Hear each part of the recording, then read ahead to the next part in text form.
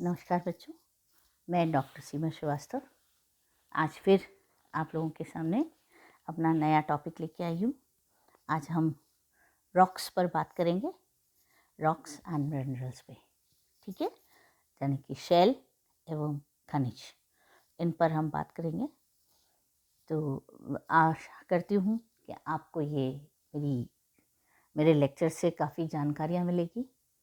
जितना मैं आपको प्रस्तुत कर सकती हूँ वो आपके लिए फ्रूटफुल होगा। So let us start with the topic.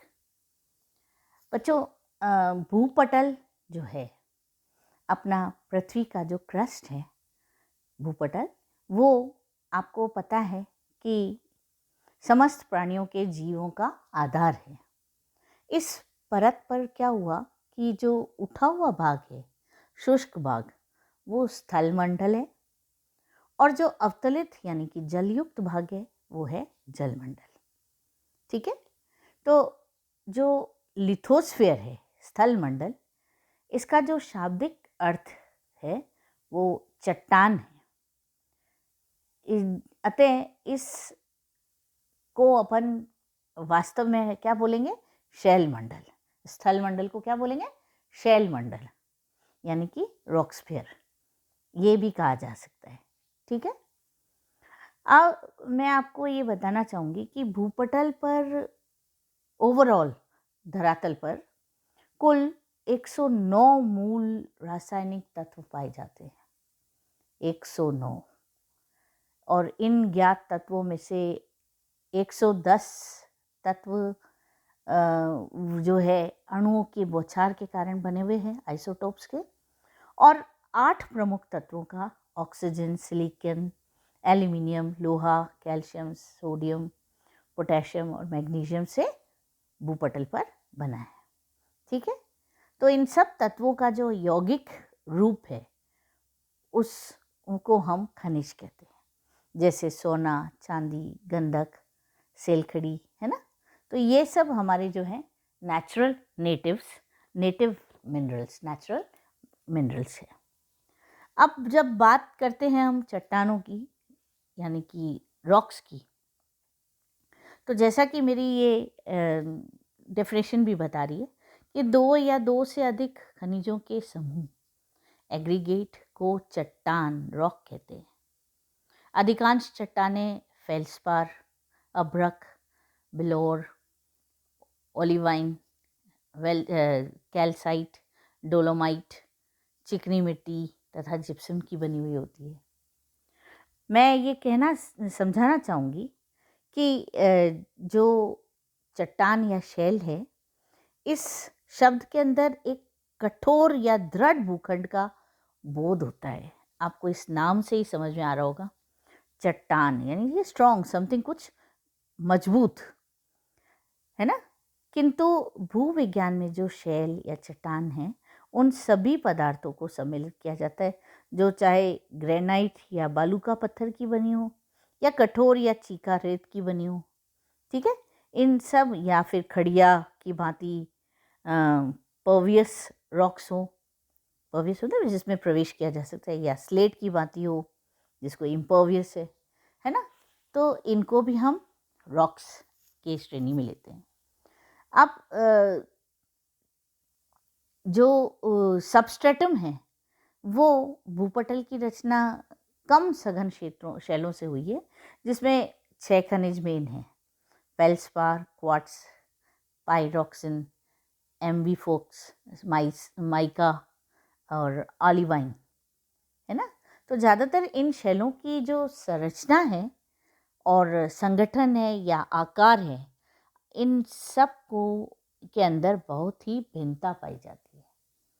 इन भिन्नताओं का प्रभाव ही वहाँ की जो स्थल रूपों के ऊपर की द्वारा इनके ऊपर पड़ता है।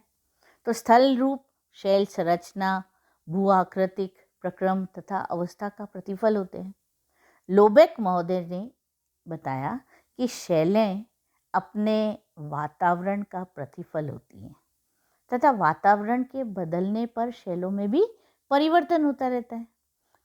ठीक है ना। तो ज़्यादातर ये जो शैल है वो किससे बनी हुई है? इन्हीं चेंजेस की वजह से। वैसे तो अभी अपन आगे पढ़ेंगे, मेटामॉर्फिक रॉक्स जो है वो पूर्णतः कायांतरित शैलें होती हैं, ठीक है। तो जनरली क्या होता है कि भूवैज्ञानिकों ने शैलों को पृथ्वी की भूवैज्ञानिक इतिहास के पृष्ठ कहा है, विशेषकर उन चट्टानों का निर्माण जिनका भौगोलिक दशाओं में होता है, और प्राचीन शैलों को देखकर तत्कालीन जलवायु तथा भौगोलिक दशाओं का ज्ञान संभव होता है। उदाहरण के लिए ब्रिटेन में प्लीस्टोसीन हिमानीकरण के निक्षेपों के नीचे प्राचीन मृत्तिका, ओल्ड क्ले, ये सब उपस्थित है। तो और उष्णकटिबंधीय वनस्पति के क्षेत्र में जीवाश्म क्षेत्र जो हैं वो भी हैं। फिर जलवायु का भी प्रभाव है। प्राचीन मृत्तिका के नीचे मौजूद मरुस्थलीय शैलों की उपस्थिति उष्ण जलवायु के पहले शुष्क जलवायु चक्र की सूचक हो जाती है। तो ओवरऑल अपन लोबेक के अनुसार शैलें अपने वातावरण का प्रतिफल होती है। इसी बात को समझ लें, और उनकी जो उत्पत्ति है, भौतिक गुण है, रासायनिक गुण तथा स्थिति में बहुत भिन्नता मिलती है। उत्पत्ति की प्रक्रिया के आधार पर और संरचना के आधार पर चट्टानों को 3 वर्गों में विभाजित किया जा सकता है। कौन कौन सी है? मेरी जैसी स्लाइड बता रही है। अग्नेय यानी कि इग्नियस रॉक्स, परतदार यानी कि सेडिमेंट्री रॉक्स, और कायांतरित यानी कि मेटामॉर्फिक रॉक्स, ठीक है। अब ये मेरा क्लासिफिकेशन है, जिसमें आप देखिए तीनों तरह की वो बताई हुई है, जिनमें इंट्रूसिव, इग्नियस रॉक्स में इंट्रूसिव, एक्सट्रूसिव, सेडिमेंट्री में क्लास्टिक, केमिकल, और मेटामॉर्फिक में फॉइलेटेड एंड नॉन फॉइलेटेड, ठीक है। तो इन सब की अपन एक एक लेसन में जानकारी लेंगे।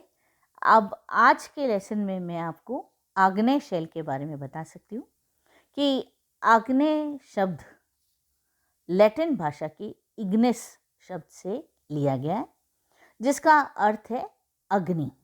क्या है? अग्नि।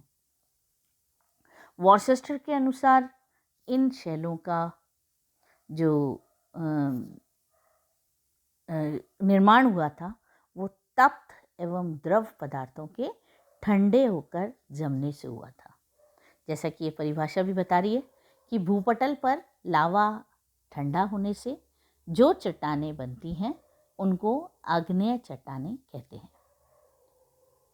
है ना। आग्नेय चट्टानों की संरचना के आधार पर विभाजित किया जाता है।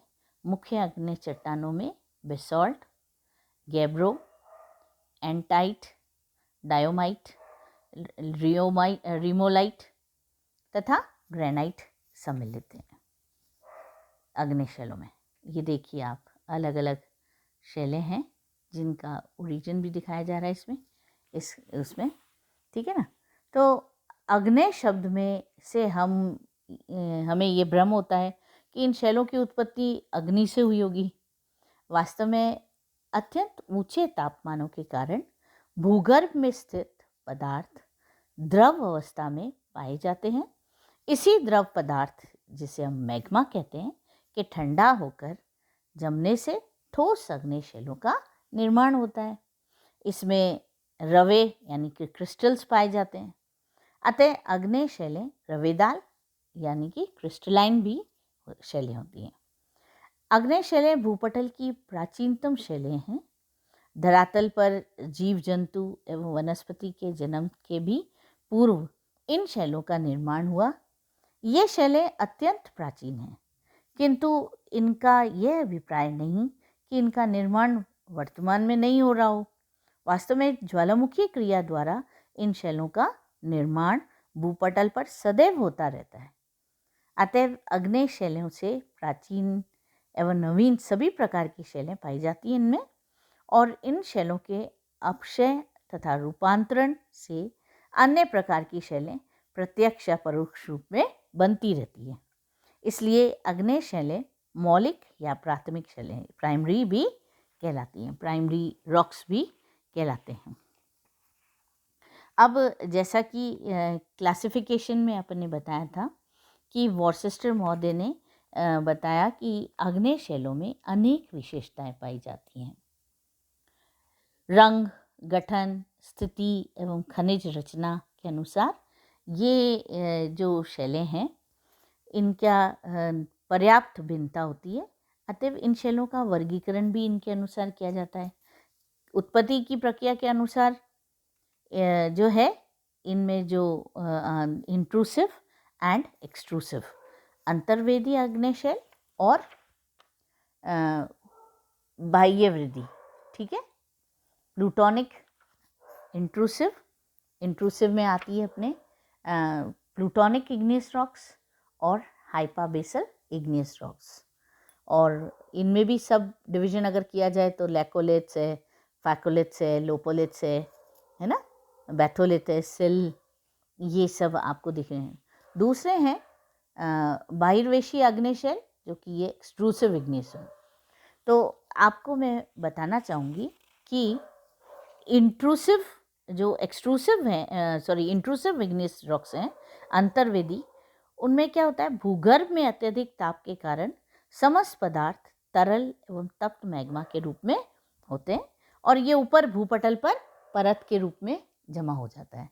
किंतु जब ये मार्ग में ही ठंडा होकर ठोस रूप धारण कर लेता है तब अंतर्वेदी शैलें निर्मित होती हैं। गहराई के अनुसार मैग्मा के जमने में समय लगता है तो रवे निर्मित होते हैं। गहराई के अनुसार अंतर्वेदी शैलों दो प्रकार की होती हैं, प्लूटोनिक एंड हाइपाबेसल, ठीक है। अब ये जो बाहिर्वेगी आग्नेय चट्टानें हैं वो होती हैं जब पिघली हुई चट्टानों शैलें मैग्मा भूपटल के बाहर वायुमंडल के संपर्क में आकर शीघ्र जमती हैं तो उनमें रवे नहीं बनते। लावा निर्मित ये शैलें ज्वालामुखी शैल भी कहलाती है। इनके प्रमुख उदाहरण बेसॉल्ट व गेब्रो हैं। ये अस्फटिकीय शैलें नॉन क्रिस्टलाइन होती हैं। लावा प्रवाह से निर्मित शैलों के उदाहरण भारत में दक्कन के पठार, दक्षिणी अमेरिका में ब्राज़ील व संयुक्त राज्य में कोलंबिया में पठार आदि में पाए जाते हैं। उपरोक्त शैलों में अतिरिक्त ज्वालामुखी उद्गार के समय निस्तृत ठोस ज्वालामुखी बम, वोल्केनिक बॉम्ब, ब्रेसिलिया, लेपिली, ज्वालामुखी राख आदि की मात्रा होती है। दूसरा आता है रासायनिक संरचना के अनुसार वर्गीकरण, जिसमें एसिडिक रॉक्स इग्नियस रॉक्स होते हैं और मध्यम चट्टानें इंटरमीडिएट और बेसिक चट्टानें होती हैं। तीसरा होता है खनिजों के अनुसार शैलों का वर्गीकरण होता है। इनमें जो खनिज पाए जाते हैं उनके उसके अनुसार ग्रेनाइट परिवार की है और सेनाइट परिवार की है, डायोराइट परिवार की है गेब्रो और मध्यवर्ती परिवार की शैलें इंटरमीडिएट फैमिलीज में से। अब चौथा जो वर्गीकरण है वो है कणों की बनावट के अनुसार, क्लासिफिकेशन अकॉर्डिंग टू टेक्सचर। इसके अनुसार जो है लावा की उत्पत्ति, उसका ठोस होने का स्थान, लावा के ठंडा व ठोस होने की गति, है ना, तरल लावा के बनने से उसकी मात्रा, गैस की मात्रा, इन सब पे आधारित होती है। तो इसमें बड़े कणों वाली आग्नेय शैलें, बहुत बड़े कणों वाली, सूक्ष्म कणों वाली, मिश्रित कणों वाली, है ना, कणविहीन टुकड़ों वाली, ये इस तरह की ये शैलें देखने को मिलती हैं। अब जो बेसिक एग्जाम्पल्स हैं बच्चों, मैं आपको बताना चाहूँगी, वो इग्नियस रॉक्स में एक तो है ग्रेनाइट जो कि इंट्रूसिव आग्नेय शैल है, जो धरातल के नीचे बहुत गहराई पर लावा के ठंडा होने से बनती है। इनमें मोटे कण पाए जाते हैं और ग्रेनाइट में फेल्सपार खनिज ये सबसे अधिक मात्रा में पाया जाता है। यानी कि फेल्सपार तो उसके अंदर 52.3% और क्वार्ट्ज 31.3%, है ना। तो ये इस तरह से इसमें खनिज इस तरह के मिलते हैं। इसके अतिरिक्त अभ्रक यानी कि माइका, बायोटाइट, हॉर्नब्लेड, मास्कोवाइट खनिज भी मिलते हैं। हॉर्नब्लेड खनिज की जो अधिकता होती है वो ग्रेनाइट की मात्रा के ऊपर निर्भर करती है। बेसाल्ट भी एक उदाहरण है। बेसाल्ट इसे ज्वालाओं की शैल भी कहते हैं। प्राय इसमें कण रवे नहीं पाए जाते हैं क्योंकि इसकी जो उत्पत्ति है वो लावा के शीघ्र जमने से होती है, तो इसे ग्लासी बेसाल्ट भी कहते हैं। और यदि इनके जमने में कुछ समय लगता है पर तब भी कुछ सूक्ष्म रवे बन जाते हैं और ऐसी शैल जो है क्रिस्टलाइन रूप में बनती है, रवेदार। बेसाल्ट में सिलिका की मात्रा 45%, 45% से 65% भी होती है, किंतु भारी और कोमल सॉफ्ट होती है। इसका अपरदन शीघ्र होता है। लोहे की मात्रा भी अधिक होने के कारण बेसाल्ट का रंग काफ़ी गहरा होता है। फिर है गेब्रो, रायोलाइट, डायोडाइट, फ्राफलिन और भी एग्जाम्पल हैं, लेकिन ये कुछ इम्पॉर्टेंट एग्जाम्पल थे। अब मैं आपको बताती हूँ कि इनकी विशेषताएं क्या हैं। आग्नेय शैलों की विशेषता क्या है? आग्नेय शैलें जो हैं बच्चों, प्रमुख विशेषताओं के साथ हम इन्हें पढ़ते हैं। सबसे पहला तो ये है कि ये पिघले मैग्मा लावा के ठंडे होने से बनती है। इनमें सामान्यतः परतें नहीं होती है ना, और ये इनमें जीवाश्म भी नहीं होते हैं। कैसे होंगे? ये आग्नेय शैलों में जीवावशेष नहीं पाए जाते क्योंकि इनका निर्माण तप्त एवं तरल मैग्मा के ठंडे होने से होता है, इसलिए जीवावशेष की उपस्थिति हो ही नहीं सकती, वो तो और नष्ट हो जाते हैं। ठीक है ना। दूसरा है कि यह रवेदार ग्रैन्युलर होती हैं और इनमें क्रिस्टल होते हैं। इनका क्या है, द्रवीभूत अवस्था से क्रमशः ये ठंडे होकर जमने के कारण इसमें रवे पड़ने लगते हैं। जमने में प्रयुक्त समय के अनुसार रवों का आकार निश्चित होता जाता है ना। और इनका जो अपक्षय प्राय भौतिक प्रक्रिया के द्वारा होता है। आग्नेय चट्टानों का संबंध ज्वालामुखियों से होता है क्योंकि ज्वालामुखी क्रिया से इनका वितरण ज्वालामुखी क्षेत्रों में ज़्यादातर पाया जाता है। जो लावा है वो कहाँ से निकलता है? अंदर। इनका अपर्दन भी कठिनाई से होता है क्योंकि इनके अंदर जो संधियों के सहारे जल या हिम भीतर प्रवेश कर पाता है और इनका जो भौतिक अपक्षय होता है वो काफ़ी हेवी हो जाता है और ये अपक्षय इनका प्रभाव नहीं, इन पे इरोजन इफेक्ट नहीं कर पाता है। ठीक है। इनमें सिलिकेट खनिज भी होता है। अधिकतर धात्विक खनिज जैसे लोहा, मैग्नीज, जस्ता, सोना, चांदी इन चट्टानों में पाए जाते हैं। तो ये थी अपनी इग्नियस रॉक्स पे छोटी सी क्लास, जो आशा करती हूँ आपको समझ में आया होगा। अगली क्लास में हम मैग्नीज उस पे चलेंगे, सेडिमेंट्री रॉक्स पे। Thank you.